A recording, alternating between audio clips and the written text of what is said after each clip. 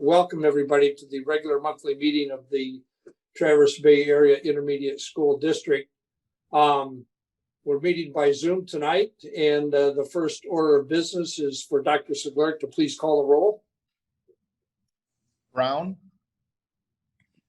Here. Shear. Here. Carpenter. Here. Berge.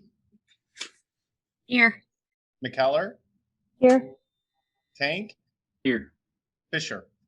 Here. All present. Please, please join me in the Pledge of Allegiance. I pledge allegiance to the flag of the United States of America and to the republic for which it stands, one nation, under God, indivisible, with liberty and justice for all. And man, do we hope that's true today. So, all right, I need a motion to approve the agenda. I'd make the motion. Support.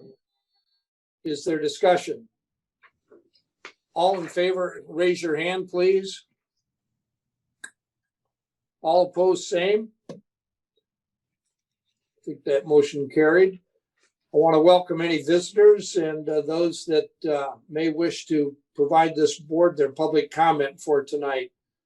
Brandy or Renee, are we holding anyone that wants to speak to us? We are. Thank you. No, we do not have any public comment that I'm aware of, and there is nothing in the chat. We do have a visitor, but if they would like to make public comment, now is a good time. President Fisher, this would also be the time for public comment around our extended continuity of learning plan as well as prescribed by law. So let the minutes reflect that this is an opportunity for anyone to speak on that behalf. Thank you for reminding me of that, Dr. Segler. So we'll sit here for a second and make sure that those that want to address us have that opportunity. While we're waiting, I don't see any benefit to anyone. Do you, Pat Lamb, about talking any further about what happened on Saturday? No benefit whatsoever. Good. Okay, just checking. That's just making sure. All right, I think those that might have wanted to take the opportunity apparently are not, have other things going on tonight. So we'll move on to Roman numeral 2, student, staff, local district presentations with Linda Bilecki and Brandy Reynolds. Go ahead, guys. Good evening. Thank you. I'm going to share my screen. And today, Linda and I are going to share my Connect update with you, and I hope you can see my presentation that's available that Linda and I worked on. We shared this with superintendents last week, and My Connect was a $25 million grant that was connected to the CARE funds for COVID relief that was brought into education from outside, so that's a great opportunity. In addition to that, it's been a regional division, meaning the money wasn't given specifically to districts. It was kind of divided and given to the region so that we could use it accordingly and shift some things in the region. So a great opportunity there. It's divided into 3 parts. The first part is device purchasing. So any devices that were purchased through the spot bid for students and the REMC say between March 1st and September 30th, will receive a rebate. And so currently we have posted this out for districts to complete the rebate application by November 13th. So that deadline is coming up in 10 days. They will receive $25 per device and $31.25 for districts with EDS over 50%. So that was the first phase of the My Connect. The second is Brandy, can we back up? EDS stands for economically disadvantaged students. So if they have a free or reduced identified population of more than 50%, they get a higher reimbursement rate. That ties in with all of the CARES Act. They really gave an emphasis to districts that had a higher free and reduced population. So you'll see that throughout all of the applications. And since these are CARES, that's why that designation is a little bit higher for those districts. Quick question. for you, Linda, or Brandy. Is that 50% or higher EDS? It's simply a district-wide evaluation as opposed to particular schools within districts? No, that would be on the school district basis for this grant allocation. Yeah, so I mean district level as opposed to an individual building level. Yes, not the school building. That's correct. It's all calculated at that district level. Okay, thanks. Correct. Thank you, Linda. The second phase of the MyConnect, or second piece of that, is cybersecurity. So there was $100,000 put into this for increasing cybersecurity. It is, we just finished Cybersecurity Awareness Month in October. I'm sure your favorite month to celebrate. And I know it's mine. And instances of cybersecurity went up 20% during COVID for schools specifically. So including a piece in here about cybersecurity is key. We're going to have some lessons available on EduPaths for staff and students, for staff. And then we have some presentations for the National Governors Association for technology technicians. And then in addition, the METAL group that I'm a part of has been tapped to create a conference in December relating to cybersecurity. So it will have sessions from experts in Michigan who will present on cybersecurity issues.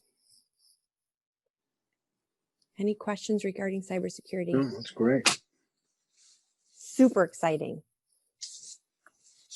And the last one is connectivity. So the connectivity piece of the MyConnect is a reimbursement for any necessary technology expenditures to support that distance learning incurred during the COVID-19 health emergency. So it could be devices, wireless connectivity, online digital curriculum, additional funds to support cybersecurity, or network services if you needed to expand your network for accessibility for your students. It is supplemental in nature. So this one is not tied specifically to the REMC spot bid, and it's not tied specifically to student devices, although it can be used for that purpose. So, and this is a large piece. I'm trying to think of the number for the region, Linda. I think it's 300,000, close to 3. I think that's correct. The whole grant is about 411,000. Right. Wow, that's nice. So we have communicated with our local districts, Linda and I have, to share what their connectivity portion is for the reimbursement that they're allowable up to, and offering our support for any of the pieces that they may need there. That's great. Boy. Can I ask a quick question about this? So, and I don't remember specifically when it was, but there was a concern when we first went to remote back in the spring that connectivity was sort of a requirement of the school districts to provide internet access. I think it was what it was, as well as devices. So when you kind of do the math on this with this 400,000 for the region, I mean, how well does it actually cover that mandate, given I think it was statewide that 30% of all students didn't have access to the internet, I assumed. I think that was some number, but how much does this really cover out of the total mandated need? You know, I mean, is it kind of a ballpark? Are we halfway there? Are we a third of the way there? Or is this fully covering it? Well, considering, Jason, that this has to be spent by December and it's going to be difficult to lay fiber between now and then, this is not really to adjust or to answer that question, that connectivity issue. However, it doesn't mean that it's been dropped. At METAL, we're still working on grant funding and have secured, I believe, up to 300,000 at this point, just to study and start gathering data in order to build out our MySend network more. Okay. Because this is not just a problem for us. There's many rural communities that are dealing with this issue. But this is to cover some of that cost. Yeah. If you put Wi-Fi on your buses. Yeah, sorry about that. I'm interrupting you. That's okay. What I was saying is, so while this is really great, and this came from the CARES Act money, right? That was the ultimate source. Correct. It's only partially covering what would be described as a mandated requirement, for us to provide hardware and access for students with remote learning. That's fair to say? I think it's another avenue that districts can use, Jason, to be able to try to get the connectivity piece, because this is just another avenue with the other CARES Act dollars that districts have received, some of their ESSER funds, to be able to allow for as much remote learning as they possibly can with access. Okay. Okay, good. Thanks. Further questions of Brandy or Linda? No, that's great. Brandy, anything further, or Linda? No, thank you for your time and thanks for your support. Yeah, And thanks. thank you for the presentation too. All right, I guess we'll move on to action items. And there is a recommendation to approve the consent grouping as presented. I'll make the motion to accept that. And I would second. There's a motion and support. Is there discussion? Dr. Siglarik? Brown, Yes. Shear, Yes. Carpenter, Yes. Berge, Yes. McKellar, Yes. Hank, Yes. If that was Fisher, yes. motion carries. Thank you. Thank you. Item B, recommendation, MI STEM Memorandum of Understanding. Matt, go ahead. Thank you, Mr. Fisher. Good evening, everybody. This is just a recommendation to continue support of an existing position. This position has historically been in place, and it's been filled by Shelley Vandermeulen and is beyond just our region. She also services SHAR-M. And it's a collaboration between the ISD, MySTEM, and Michigan Works. And so this is coming before the board because the circumstances did change due to some restructuring. There was a financial match asked for this year that we were able to do and realize through some restructuring of professional development funds. And so it's a $10,000 match this year, but we're recommending to continue the support for this year with the understanding that if these fundings are fluid and if it continues to change, we would need to reevaluate in future years. Okay. We need a motion and a support. I'd make the motion to support the MySTEM Memorandum of Understanding. I'll support. All right, we have the motion and a support. Is there discussion? If not, go ahead. Dr. Brown? Siglarik. Yes. Shear, Yes. Carpenter, Yes. Berge, McKellar, Yes. Hank, Yes. Fisher. Yes, Motion carries. thank you. Item C, recommendation iPad purchase for staff and student use. Matt, you got the floor again. One more time. Yeah, this is a request for approval for a number of devices, up to 111 devices. They're staff and student devices in a number of programs throughout the district, primarily through special ed, but some other places as well. Looking for refreshing our iPad use and getting those devices up to date in accordance with our replacement planning that Brandy's been working hard on, so that we have a good sustainability plan for technology throughout the district. Great. Need a motion and a support, please. I'd make the motion to support the iPad purchase for staff and student use. Second. All right, we have a motion and a support. Discussion. Go ahead, Dr. Siglarik. Brown, Yes. Shear, Yes. Carpenter, Yes. Berge, Yes. McKellar, Yes. Hank, Yes. Fisher. Yes. Motion carries. Thank you. Item D, continuation of 100% summer tax collection. Linda? Good evening. This is our continuation of our summer tax collection. This is an annual resolution that's required under state statute to continue to levy within the summer. This allows us to collect if we have a local district that is collecting. Of our 16 local districts, we do have 9 that currently are collecting in the summer. Okay, need a motion to support? I'd make a motion to support. Is that a support, Jim Carpenter? Sure. Thank you. A discussion. Go ahead, Dr. Segler. Brown, Yes. Shear, Yes. Carpenter, Yes. Berge, Yes. McKellar, yes, Hank, Yes. Fisher. Yes, Motion carries. Thank you. thank you. Item E, recommendation, directional signage project bid. Again, Linda, you have the floor. The Federal Communications Commission enacted enhanced 911 rules that relate to multi-line telephone systems. And that's commonly referred to as E911. Part of those rules are ensure that dispatchable location information such as room number is included on the 911 dispatch so that first responders can locate the caller quickly.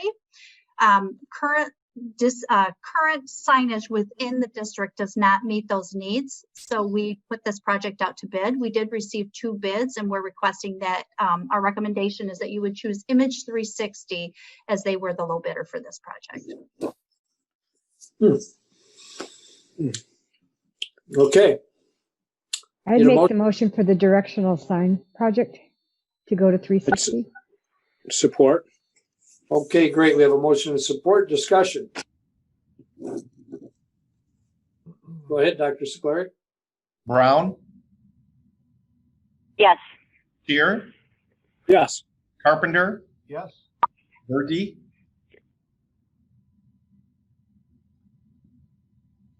McKellar, Yes, Hank, Yes. Fisher. Yes. Motion carries. F, recommendation board policy 0167.1, dealing with voting. Dr. Segler. Yes, this is a second read and we're asking for your approval to make the adjustments that are necessary for us to allow for a virtual meeting and voting by virtual meeting. We're able to conduct this meeting and the December meeting via the new law that's been enacted. But after that, we believe there's going to have to be some additional legislative action to address virtual meetings in the future. However, this policy does also, thanks to Liz, put a more clear definition around teleconferencing, and we define that as remote participation utilizing a device which allows for video and audio two-way communication. So with that minor adjustment, we're asking the board to approve the updated policy. All right, I need a motion. I'd make the motion to approve the modification of the policy. I'll second. Thank you, Rachel. Discussion. Go ahead. Brown, Yes. Shear, Yes. Carpenter, Yes. Berge, Yes. McKellar, yes, Tank, Yes. Fisher. Yes. Motion carries. Thank you. Item G, recommendation, change school district legal name. Go ahead, Dr. Segler. I want to thank the board for their time at the work session and the special meeting to hear a proposal for the immense amount of work that took place to bring us to this point. As you are aware, one of our SAIL strategic plan goals is around identity and branding. And so we've had a committee that has been researching and studying this very issue for over a year. Their recommendation with the help of the Nielsen Group is to proceed with the process to adjust our name from TBAISD to Northwest Education Services. The tagline would be North Ed. This just initiates the process. So we're asking you to approve this formal resolution. Then we will then pen a letter to the State Board of Education asking them to consider the appropriate name change at their December meeting. We have confirmation from their Deputy Superintendent of Administrative Services that he will support that and take that to the December meeting, of which will be required before any legal change can take place. I'd also remind the board that this is going to be a very extensive process. It is not going to happen overnight. The Nielsen Group will be defining a timeline for us as we move this transition forward over the course of some time. So we're looking for formal approval of the resolution of the name change. All right, need a motion.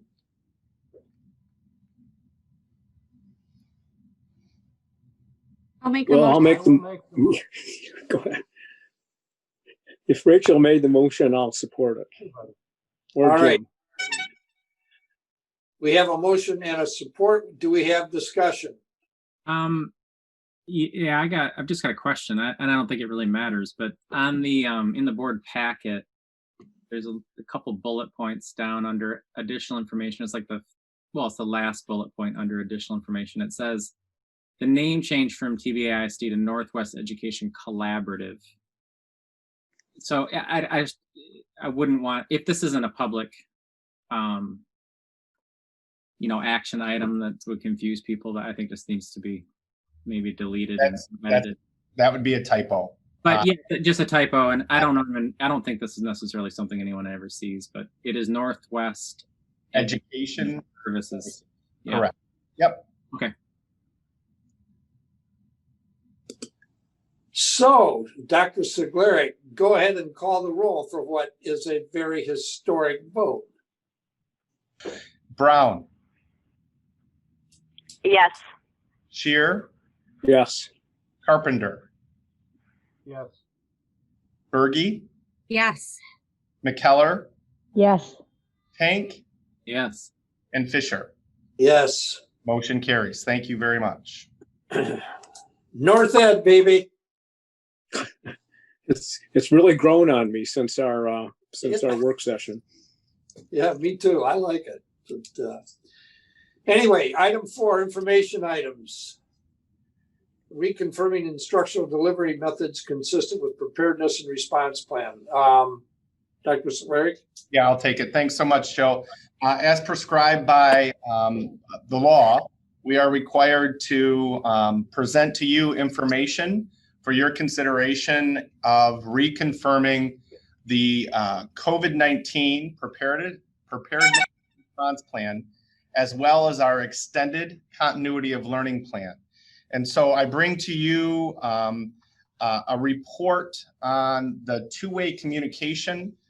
The plan was established in such a way that it outlines what type of instruction we will be providing depending on the phases. As a reminder, if any district is in phase 1 through 3, they're required to develop a plan that is fully remote and no in-person instruction.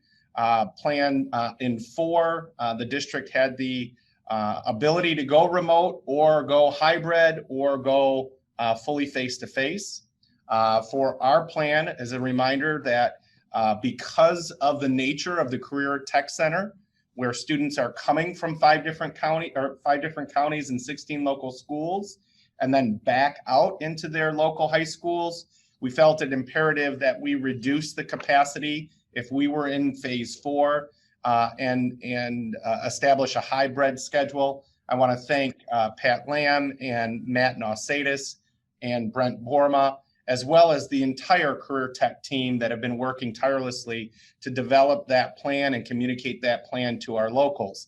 And we have started that plan because we've moved into phase 4 as of this week. And we're also want to just report, if we're in phase 5, then we are with mitigation strategies, full capacity. But at this time, we're in phase 4. During the month of September, we were in phase 5, and thus we were fully face-to-face with all of our programs.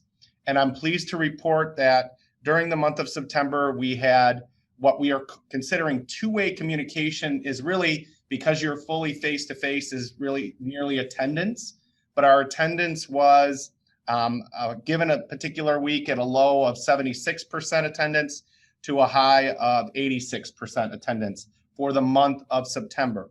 For the month of October, I'm pleased to report that our attendance was over 93% for the month of October, and obviously we're just starting into the month of November. We will continue to update the board on our COVID-19 preparedness and response plan as prescribed by law. And again, no action is necessary on your behalf unless we decide to change or modify the plan. And should that become an issue, we would come to you in a formal fashion and ask that you formally modify the plan that you've already approved and is posted on our website. So I'd be happy to take any questions that you may have at this time regarding the reconfirmation. So when we approved the plan and you know, it was a kind of a marvelous, you know, document, it was kind of theoretical because we hadn't experienced anything yet. And now that we have, and we've had some cases and we've responded according to the plan, are we satisfied with how this is going? Really great question, Jim. We are.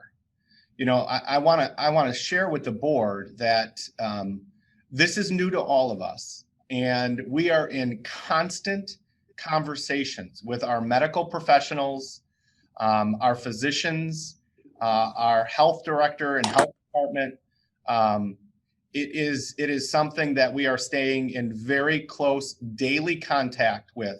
We recognize that there's a rise in the number of cases, not just in the state of Michigan, but within our region, and we are reacting accordingly. As you saw, we penned a letter that we had over 32 school leaders and medical providers that signed on, saying, urging our families to consider, especially during the holidays, ensuring that we can try to continue to stay face-to-face, but it's a community effort. And as a community, we really have to approach this.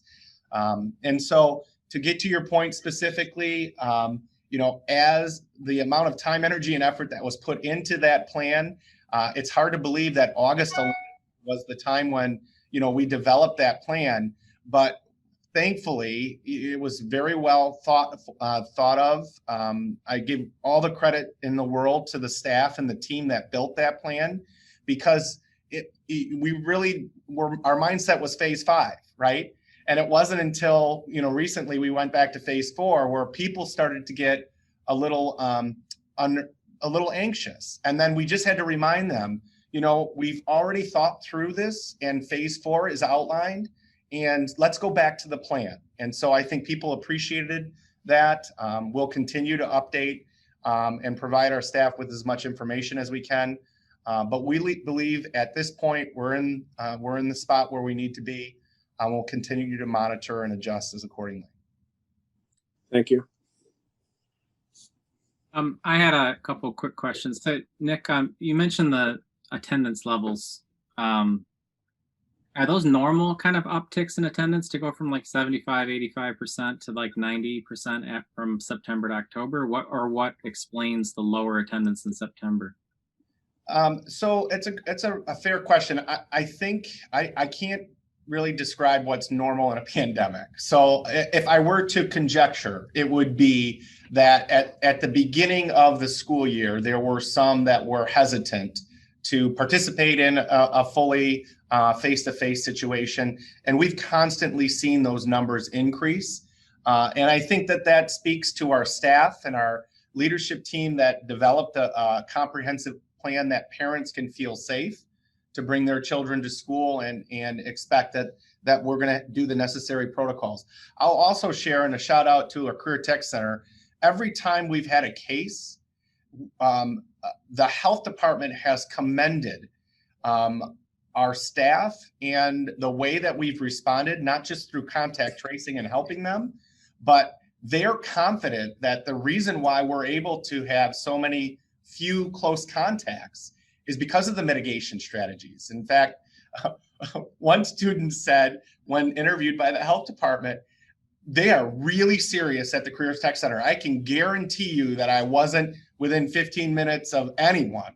And we always are wearing our masks. So again, it's an anecdote, but that's what we recognize that is going to be necessary for us to continue to provide that. So Jason, I would say, I think, it does make some sense that we're seeing an increase in attendance, and who knows with the cases up, what that might look like for November.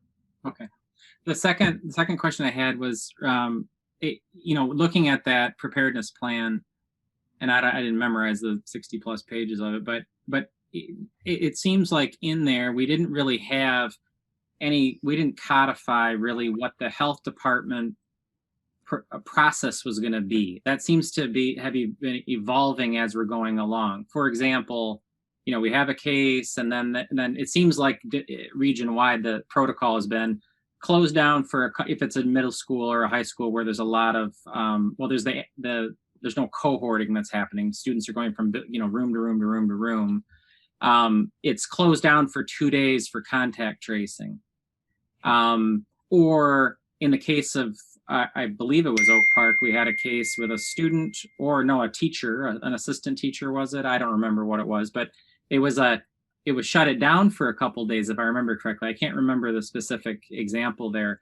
These things are, I guess a question I have there is, where is that determination sort of codified in our plan, or is it not, and it's just simply the discretion of you in conjunction with the health department saying 2 days is okay here, no days is okay here, I don't think that's considered a close contact, or this person didn't have any close contact with anybody, so there's nothing that's happening. How is that process working, and where are you writing that down so that we actually have a consistent reaction plan? Because it's not in the preparedness plan at all, right? That's just... Yeah, well, good question. It's highlighted in the fact that we aren't going to, make the medical decision based on the health and safety. We're going to rely on our professionals.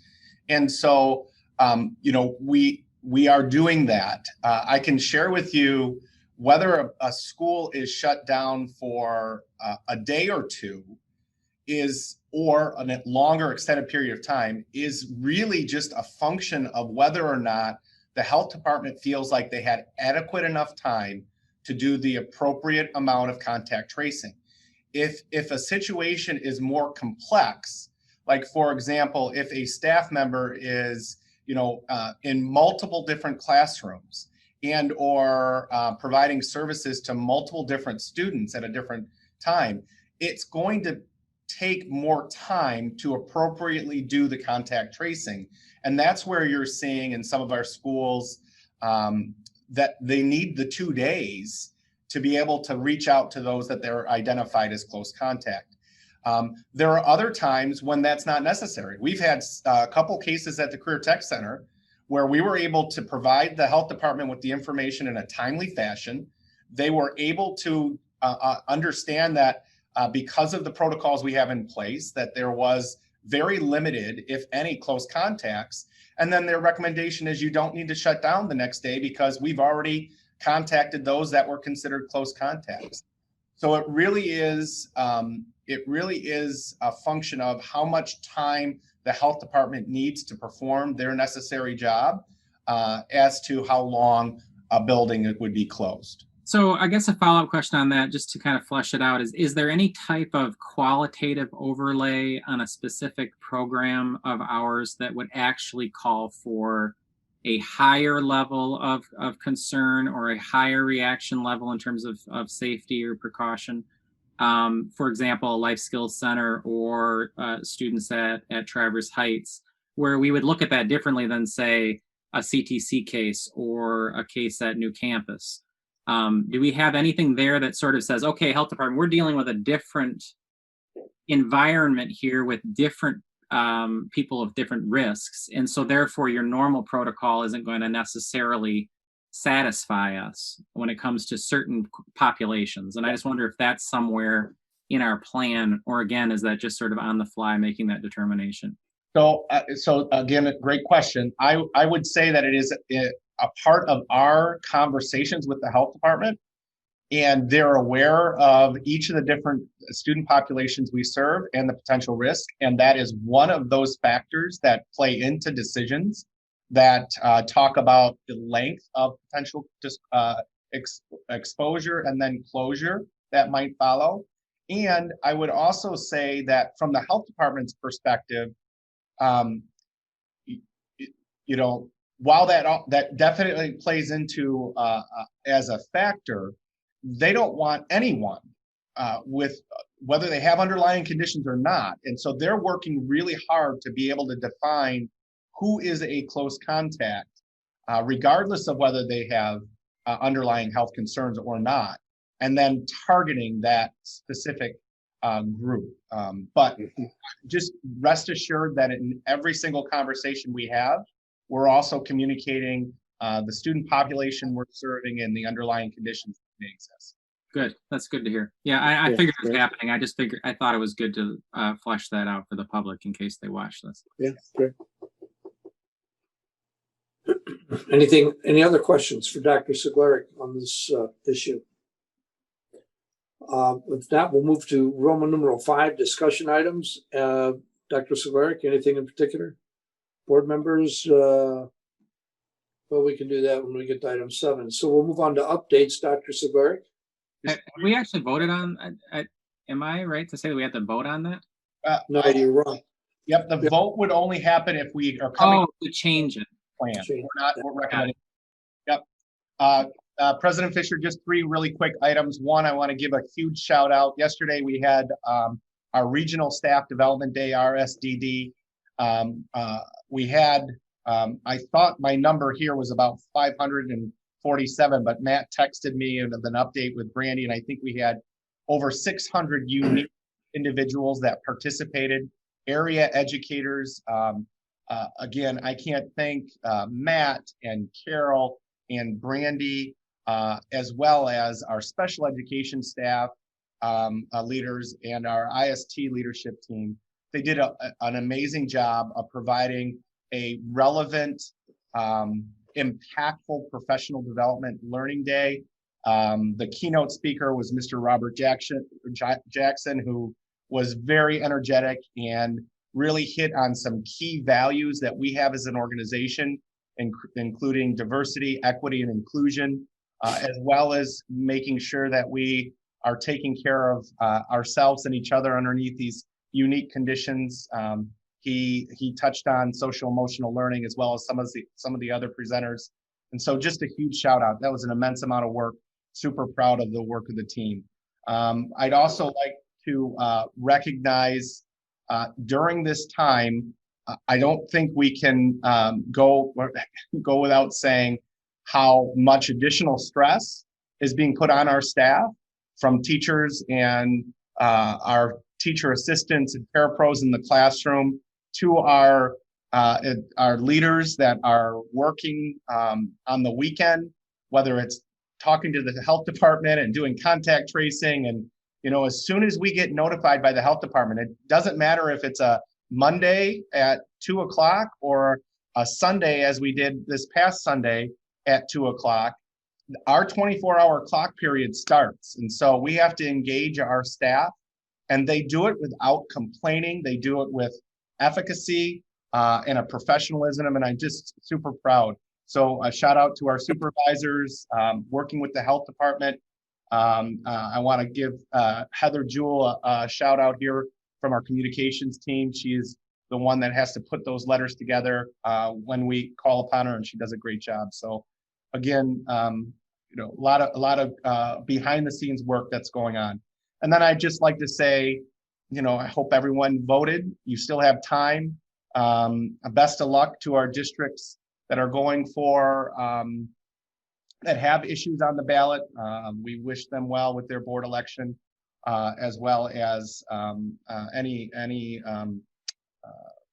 village that they may have. So fingers crossed, and that's my report. Thanks very much. Yeah, thanks. Board member reports or requests. Dates to remember.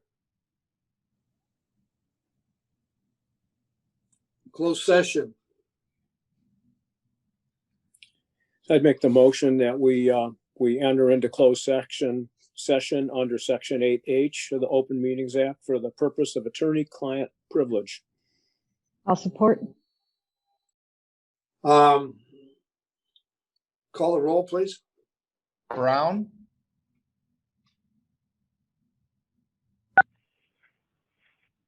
Shear, Yes. Shearer, yes. Carpenter, Yes. Bergy, Yes. McKellar, Yes. Pink, Yes. Fisher. Yes. Okay, we'll go into closed session, Mr. President Fisher, and then we'll have to make sure we make a motion to get back into. All right. Anything else for the good of the order? If not, be safe. We're adjourned. See you Thank later. you, Kurt, Thanks. by the way. Guys. Yep, thanks, everyone.